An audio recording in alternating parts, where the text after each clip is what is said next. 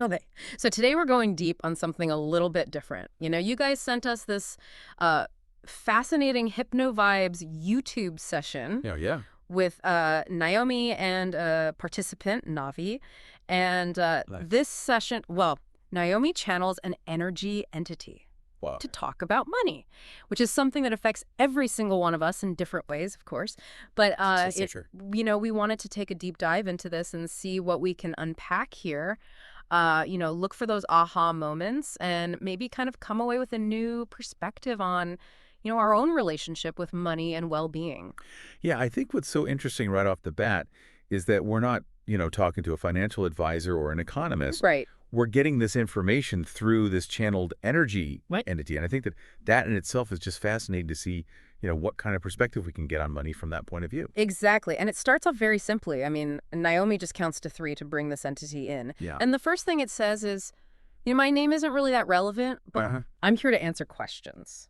Very direct. Right, to the point. Yeah. And I think that's interesting too. Like the name doesn't matter. It's all about the information. The message. Yeah. So it sort of makes you think, is this tapping into something beyond, just this one being? Yeah, like a universal kind of truth. Exactly. And, one of the first things that they start to talk about is the very nature of money and this idea of greed. Right. And the entity talks about using energy to understand money, which, may be a little bit abstract at first, but then they quickly go on to say that, things were much simpler in the past. And that money as we know it could even be detrimental to our well-being. I mean, they even talk about the possibility of removing it entirely. That's pretty radical. It is radical. And, it reminds me of those conversations that people have had for centuries about, is a complex economic system Yeah. ultimately good? Right. And the entity kind of links, moving beyond simple trading to all this, societal misfortune that has happened. Yeah, like it's the root of some problems. Well, yeah. So it does make you think, like, when did things go wrong? Yeah, and the analogy that they use to explain how money can breed greed is so simple but so effective. They talk about trading apples for oranges. Right. Like a simple barter system where Right. you're just meeting your direct needs.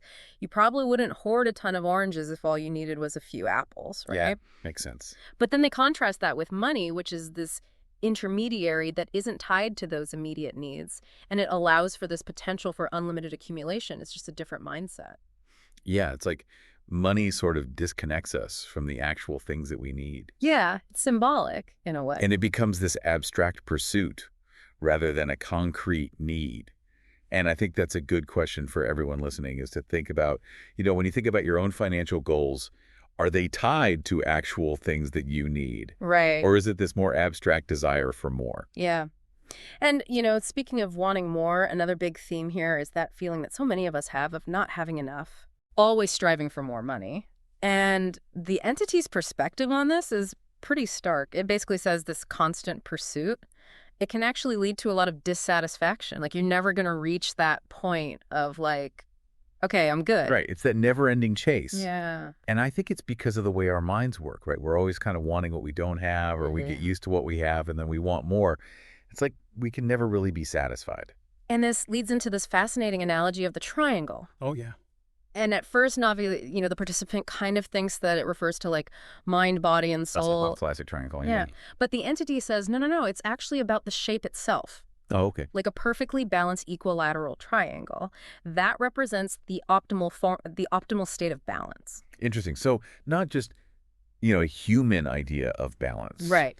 But like a universal principle of balance. Yeah, and I think what they're getting at is that any system, even, our financial systems can become unstable if they're not in balance. So where do we go from here? How do we, maybe fix this? Right. Well, the entity talks about these ancient communities that would come together and make decisions collectively about things like money and even borders. Interesting. So a more communal approach.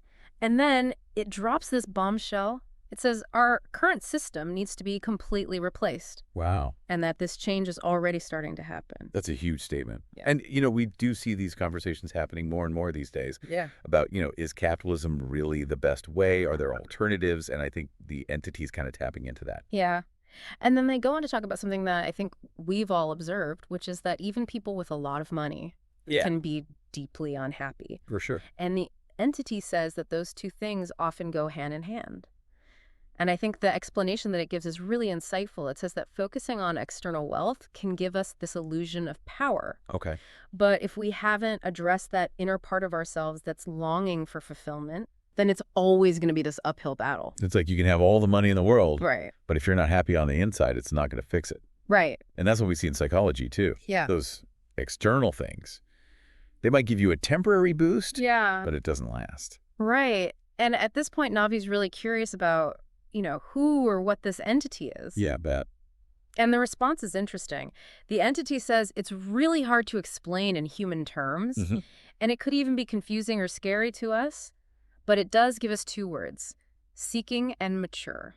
Oh, seeking and mature. Yeah. And I think that seeking part points to this idea of constant evolution and learning. Yeah, always growing. And then mature implies that there's this wisdom, this experience that's informing this perspective. Right, and maybe it's saying that we as humans, we just don't have the capacity to fully grasp what this entity is. Exactly. And I think that speaks to this whole idea of, hypno-channeling being a way to access this higher consciousness Right. that we don't normally tap into.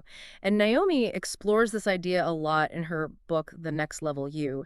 And I And figured that. towards the end, the entity delivers its final message, and it's really powerful. It says, realization itself is the key to transforming your human lifestyle. Realization, okay. And it really emphasizes being present and aware in each moment.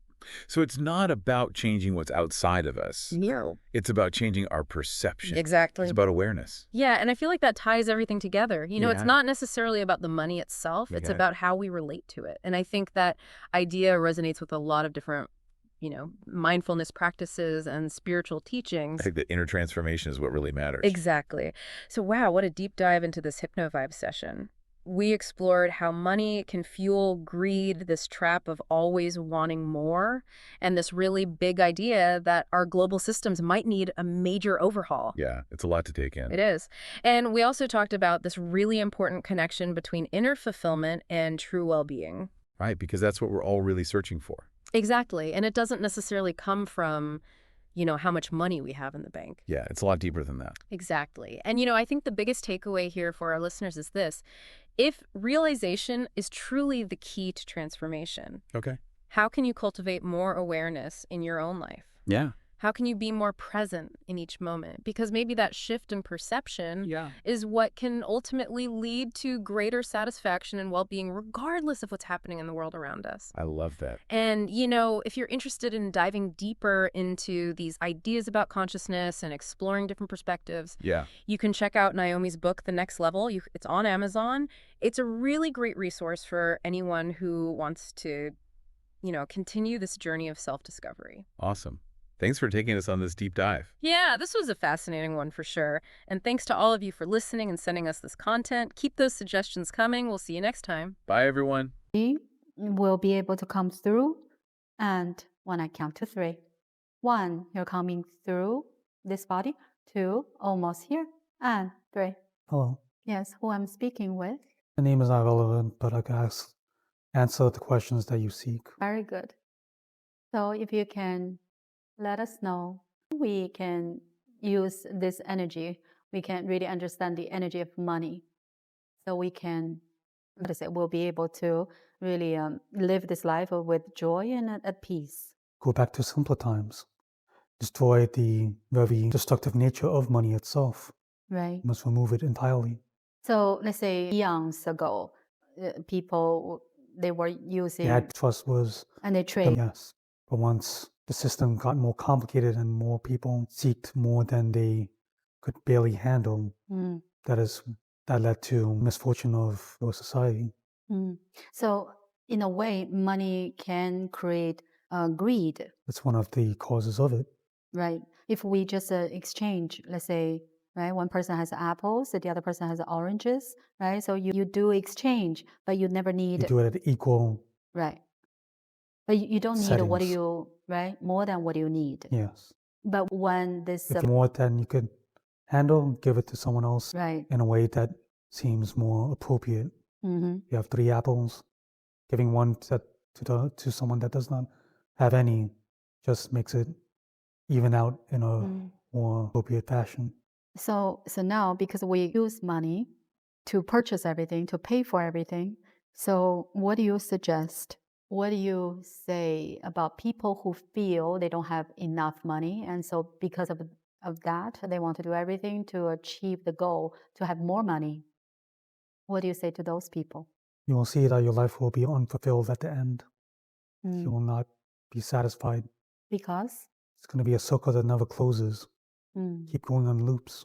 Because we will never feel we have enough. Yes. Because of the mind, right? Or this nature that, You yeah, should be more inclined to use the triangle analogy where everything is split evenly between its sides. between what? Each of its sides. You see that there's 3 sides to a Yeah, triangle. are you talking about mind, body, and soul? No, I'm talking about the shape itself and how it relates to sharing in its most optimum form. So how can we do that? Your ancient civilizations had it correct, forming Mm. councils or tribes that come with a decision-making process Mm. on what should be done on money-related or barter kind of situations. Mm. They come with a collective decision instead of having one or a few individuals make the decision Right. for the many. So our system has to be replaced by a new system. It's happening already, yes. And because we also have people who have too much money, and they are not happy people, and for a reason. They go hand in hand, yes. Can you tell those people again why they have that much, but they don't feel happier than before? By enriching your external environment makes you that you feel as if you're the Almighty itself, but within your very soul feels in shambles and pieces. It will not bring you closure. I think it's, Never-ending battle. I see. And so what made you are related to, is there any way for you to explain the way that I understand what type of energy you are? It's hard to describe in your human Ah, terms. It will be more confusing than clarifying to what you're I see. seeking. I see. All right. So I'm not going to ask more than this. And I truly appreciate everything you have said. And this is something definitely can help me with when I'm writing the book, when I transcribe this conversation. And that will help a lot of people to understand more. And thank you again. And I'll let you go. Realization itself is key to transforming your human lifestyle Yes. We have to be aware. in every moment. Yes. And that's the goal of me doing this. And thanks again. Yes.